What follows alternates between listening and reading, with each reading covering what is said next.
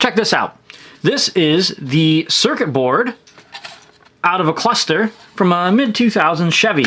And working on this, I'm going to steal these motors to make some other stuff and show you how some other circuits work. But I figured while we're going to do that, while I've got this on my bench, I'm going to be using all of my electronics tools. And there's a lot of really good videos on YouTube about electronics and toolkits that you need and how to use them, but not all of them pertain exactly to automotive, because we live in a slightly different world than what the rest of the world does.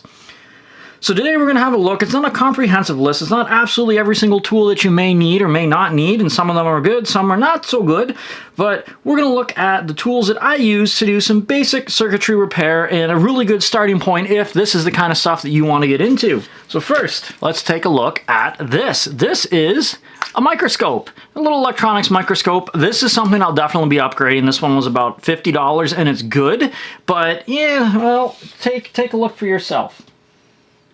So this is just hooked up to my laptop, and when I want to inspect something, I can use this stand, which is, it's a little bit of a cheesy stand, but it kind of works, but really nice for being able to zoom in on the board or on components to, ooh, that doesn't look so nice, that's a little crusty.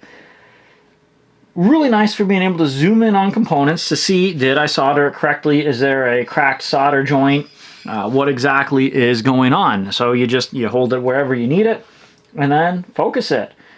So this one, you know, it's not bad for the $50, but you're probably looking at a $300 plus price range before you get something that is really useful, especially if you want to start looking at crazy stuff like pins for a CPU or USB connectors. So something that doesn't get talked about a lot, definitely been a lifesaver a few times for me. And of course, you've got your soldering irons. And you know, you can spend as low as 20 bucks on them, or you can spend a few $100s on them depending on where you go. So I have in my shop just, you know, the basic soldering iron that you plug into a wall, you set the temp, and away it goes. This one here is really handy. It's a little bit more expensive, but it comes with a built-in heat gun, and I've got a few different accessories to change the size of the end of the heat gun there. You can see I've melted some stuff to that. First day I had it, I melted through the wire a little bit. You got to do that kind of stuff, you know? It just breaks the tool in. What's really nice with this is we have adjustable temperature for the solder, adjustable temperature for the heat gun here, and the heat gun is really imperative for doing soldering on chips, especially as you get, oh, look at all those tiny little pins. Would you want to try doing that? That tip is bigger than what multiple pins combined are. So the heat gun would be really, and I'm going to show you how that works, really good for desoldering and resoldering these types of things. Another really handy tool is an oscilloscope. This is a little 2-channel one. This one's kind of nice for actually working out on the cars, and you can do some bench testing with it. Less expensive one here, it's okay. I've got some benchtop models that work really nice for this, or the actual automotive ones that, again, really quick, really good quality, and they're going to give you a slightly more reliable reading than these will. But you know what? At least these, they get the job done. And of course, you got to have your wiring. This is solid core wiring, so this is really good for little breadboards and PCBs, electronics like that. Pay attention to the gauge of your wiring. And I've always gone, yeah, I can just go higher, right? Because it'd be bad if you were too low on the gauge, like if the wire's too thin. But if it's a little bit thicker, it's not going to hurt anything, right? Yeah, good luck soldering that to those tiny little precision circuit boards. Learn that the hard way. And of course, I've got a few different screwdriver kits. So this one is that's a precision screwdriver kit, mostly. We're missing one. Got a multiple end kit here, so we got all kinds of different bits that can go into that. These were a couple that I got kind of earlier and working on the electronics. And as I got more and more into the electronics, these precision bit kits really became handy. This one comes with some tweezers, and it comes with an extender, magnetizer. Really nice, bunch of different bits. Really essential for doing any type of electronics work. Contact cleaner, isopropyl alcohol works really nice, especially the, I think it's the 99% stuff, the stronger stuff. But this works good too, especially in combination with your wife's toothbrush for cleaning up electronics. On the subject of the cleaner, do not substitute brake clean for electronic cleaner. They are made with different chemicals. This stuff, much safer. I have a computer mouse that is no longer the same and will never be the same again because I used brake cleaner when I didn't have electronics cleaner around, and it just melted everything. Now we're getting into the goodie drawer. So of course, you know, Q-tips, they help clean things. We've got a few different things in here. Flux is really important for getting the solder to flow correctly. Solder, I've got a few different types of solder that I keep around. You know, some of the good stuff with the lead in it, a few different diameters, 0.8, 0.6. Kind of depends what I'm working on, how thick of solder of the gauge that I want. Because if you've got too thick of a gauge working on some precision circuit board stuff, it just nothing turns out quite right. A little bit of thermal paste is good anytime that you need to be able to put a cooler back onto a module or heat sinks. You don't want to mix the thermal paste and thermal pads. That's never a good thing. A little bit of jumper wire, and this is some pretty thin stuff. So this is for when I need to replace damaged PCBs or corroded PCBs. You can take a look at some of my previous videos where I did this on a object side detection module. This stuff is really cool, and I don't feel like it gets talked about nearly enough. This is just it's a copper mesh strap, and what you do with this is it's for removing excess solder. So if you got solder somewhere it's not supposed to, put a little bit of flux on this, you put this on the board, heat it up, and the solder will just suck right into that strap. I'm going to show you how all this stuff works in a minute. A syringe here, this is good for getting your isopropyl alcohol right exactly where you want it. And you'll recognize some of these tools. These are some different ends for that heat gun that I showed you earlier so that you can control the airflow, like exactly where it's going to go. I've got some different specialty screwdrivers as I've been working on some different stuff. These ones from a Nintendo Switch. That there messes with the old GameCubes and the NESs. I've got some fiberglass pens. These are really good for gently cleaning that green enamel off of printed circuit boards. A desoldering tool, that's really cool. It creates a little vacuum there. So what you do is you push on this, you heat your solder up, and then press this button. And it creates a vacuum that pulls that solder out. So that works in conjunction with those little copper straps. I've got some more magnet wire here, or the enameled wire, so I can create jumpers depending on how much amperage has to run through it. I got a few different gauges of that, how thick it is. Different tips for the soldering iron is really handy depending on what I'm trying to do.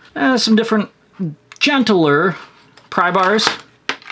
There's all kinds of these of different configurations and different shapes. They're semi-disposable, but really important to use these instead of metal pry bars.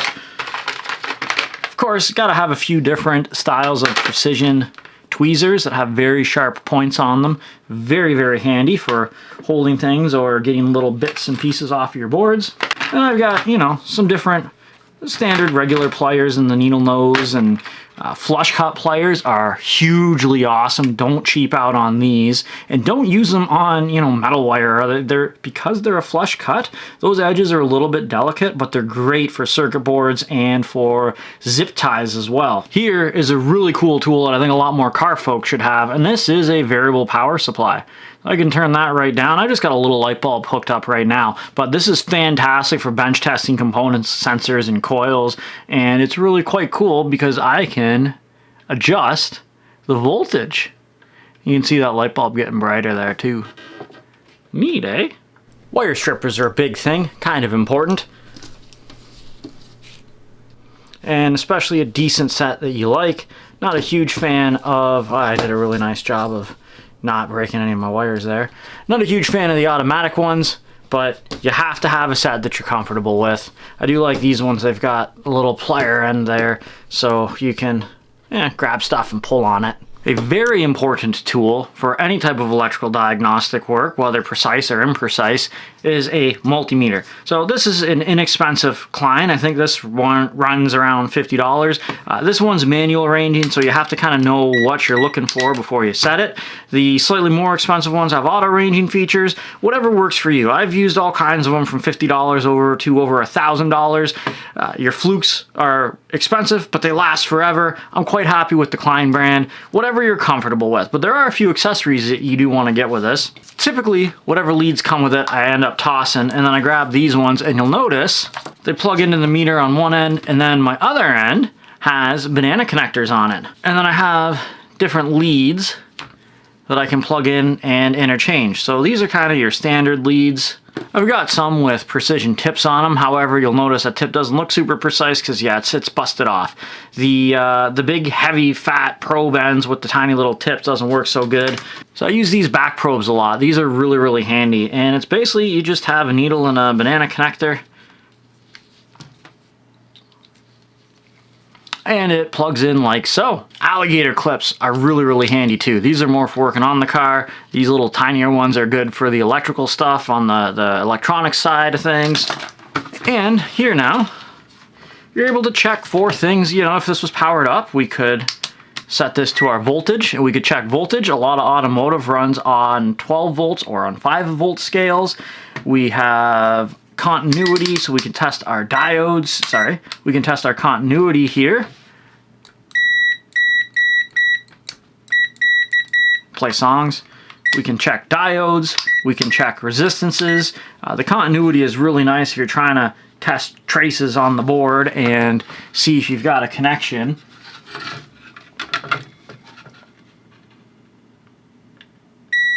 See? That trace is good. So there's a really good use case for the continuity.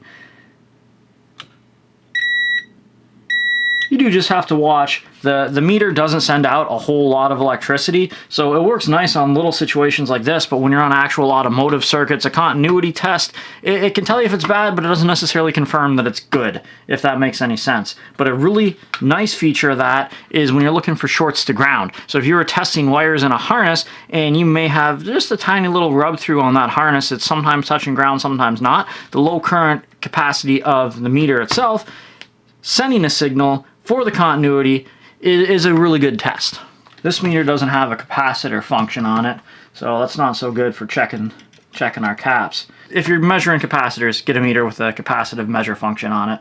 And for when you're on the car, of course, test light is really, really handy. Don't use this a whole lot on the electronic side of things. Definitely handy on the electrical. And this particular old girl here has seen better days, so we're going to make a video pretty soon on restoring this. And we're going to make a few semi-modern modifications to this thing to make it even more useful. So I hope you liked this. I hope you found it helpful. Let me know, is there any really awesome tools that I didn't cover here that you really like? And if you want to see how to use some of the more unique tools here that we may not be as familiar with, make sure you check out the next video that covers exactly that topic. Thanks for watching.